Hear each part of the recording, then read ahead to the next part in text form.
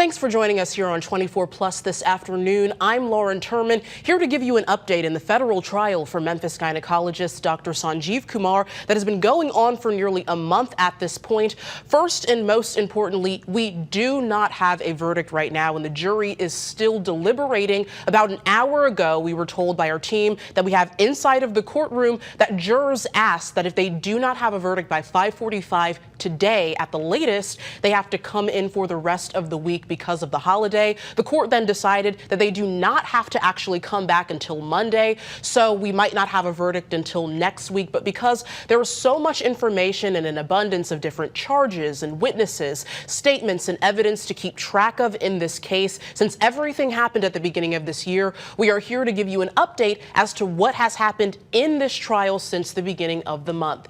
So first, Dr. Kumar was charged with 16 counts of single-use reusing devices, 16 counts of rebranding reused single-use devices, 4 counts of improper handling of hysteroscopes, and 10 counts of healthcare fraud. Now, we want to take a look about how we got here and give you a little bit more information leading up to this point. Back in February, Dr. Sanjeev Kumar was charged with enticing patients to travel to his Memphis clinic to engage in unlawful sexual activities. Also, as we just mentioned, reusing some single-use medical devices, rebranding some reused single-use devices, and healthcare fraud. Now, we're going to go over all of what that means a little bit later here, but in April, a judge is allowing him to continue his practice under certain conditions. That includes seeing if he used medical use devices multiple times. He also had a supervisor in the room during some of his examinations, and he was not allowed to treat children without court approval.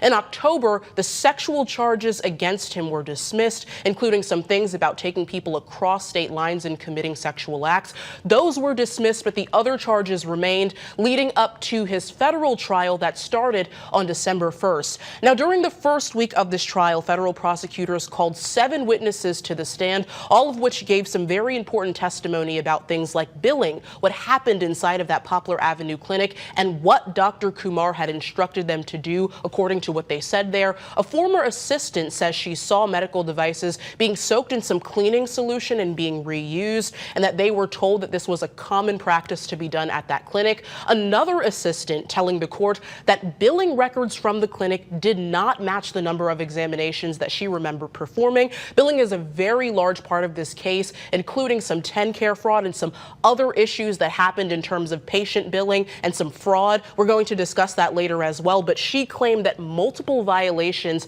were at his clinic and in his records, and that Medicare and Medicaid were being billed for procedures that patients did not need. Now, during last week's closing arguments, the prosecution had reminded jurors about some text messages between Dr. Kumar and members of his staff on multiple occasions, and how he financially benefited from some of those procedures, billing nearly $40 million from Medicare. Now, one of the last witnesses to take the stand during the first week was the Deputy Chief Medical Officer for TennCare, and a criminal defense attorney, Art Horn, who does not have any involvement in this case, gave us some insight as to how that testimony could shape what eventually happens with Dr. Kumar's license if he is found guilty. Take a listen. It may be a situation where we just give up his license and he be allowed in 5 or 10 years to come back and ask to be reinstated as part of a settlement with the medical board.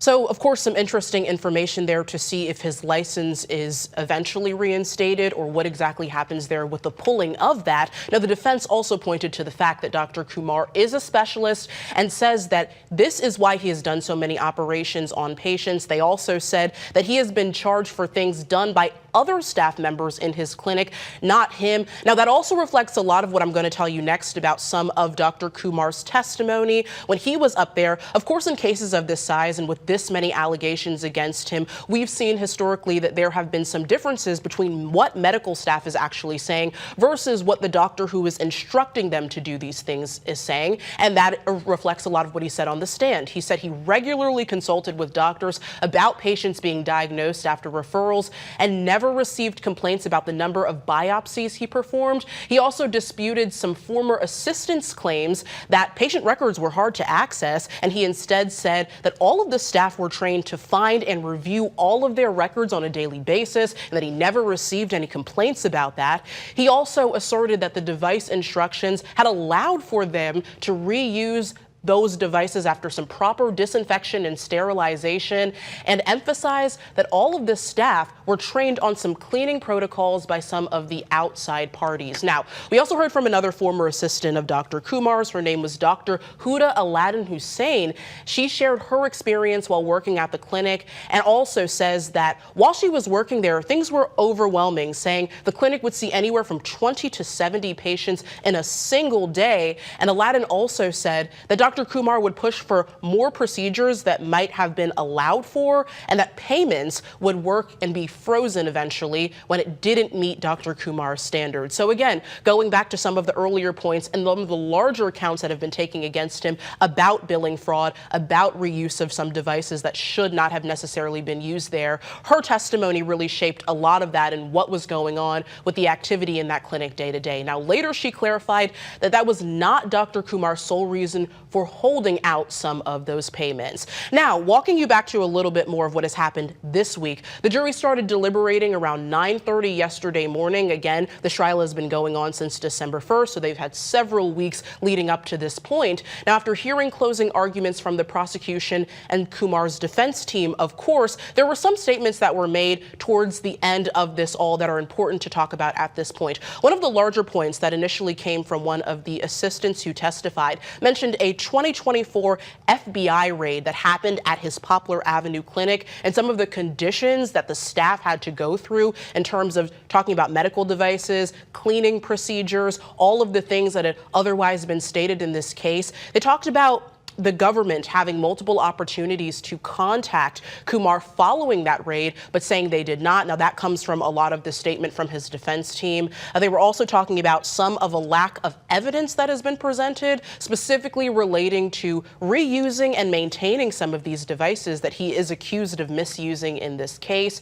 And they also said, in terms of the finances, that Kumar made a $165,000 investment into providing some of the best care for all of his patients there. Now, I spoke with one patient several times this year from when these charges were brought up against Dr. Kumar to October, when some of the sexual assault charges against him were dropped. Her name is Corinne Oliver, and she really talked about what she has been going through physically and emotionally since she had started seeing Dr. Kumar several years ago, saying she wasn't able to eat, she wasn't able to sleep. But recently, she started talking to a therapist and got better on the right foot and is starting to regain some of her strength back. But I want you to hear directly from her what she told us back in October. I cry every day, just devastated about what happened to me, and I just couldn't move forward. We first met Corinne Oliver, a former patient of indicted gynecologist Dr. Sanjeev Kumar, 6 months ago on this couch. He gave me chemotherapy when I did not have any kind of cancer, and it nearly killed me.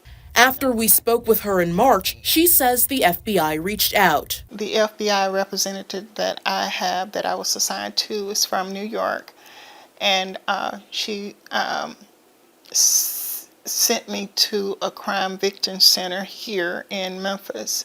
Now, she finally feels comfortable talking to her counselor. But Monday, a new reality hit. Kumar, who was accused of reusing disposable medical devices and coercing women into sexual acts both across state lines and at the Poplar Avenue clinic, filed a motion to dismiss the case. And on Friday, a federal judge approved a motion dismissing 17 of 36 charges against him. I was so devastated. I could hardly get my breath, I just couldn't understand for what this man did. Among those dismissed charges include 4 counts of enticing women to travel and engage in illegal sexual acts, 7 counts of adulteration of single-use devices or intentionally making them harmful, and 5 counts of misbranding of reprocessed single-use devices. Dr. Kumar now faces 19 charges, including 10 counts of healthcare fraud. Corinne tells us that even with the remaining charges, she wants justice to be served. regardless of what that judge said, I know what he did to me was not, there was no reason for him to do what he did to me. The medication he gave me couldn't do anything to me other than hurt me.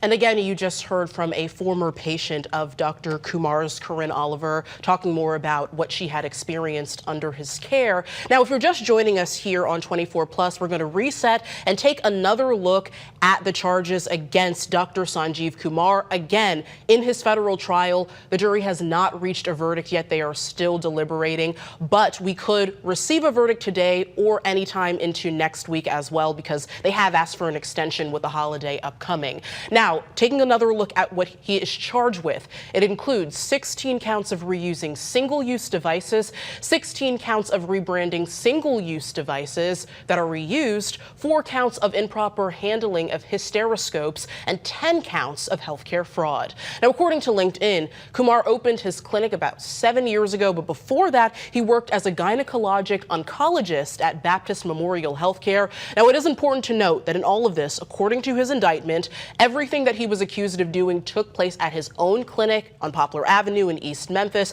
That was the Women's Health and Med Spa, not at any of his previous workplaces or facilities. And again, it is important to note we do not have a verdict yet. Just to reiterate for you, the jury came in earlier this afternoon and asked the judge that if they have not reached a verdict today by 5:45 p.m. at the latest, they asked the judge if they will have to come in on Friday, because of course, with New Year's Eve and New Year's Day, court will not be in session. The judge then told them that they do not have to come in on Friday, and so they will be back on Monday if they do not reach a verdict today. Again, we don't have any timeline. We're not exactly hearing anything, but we will make sure to keep you updated as soon as we do receive that verdict and any other important information here. You can be sure to stay with us right here on the 24+ app and on all of our ABC platforms for the most up-to-date information. We will be providing all of that to you as soon as that verdict comes out. Thanks for joining us. Continue with us and watch free now on the 24+ app everywhere you stream.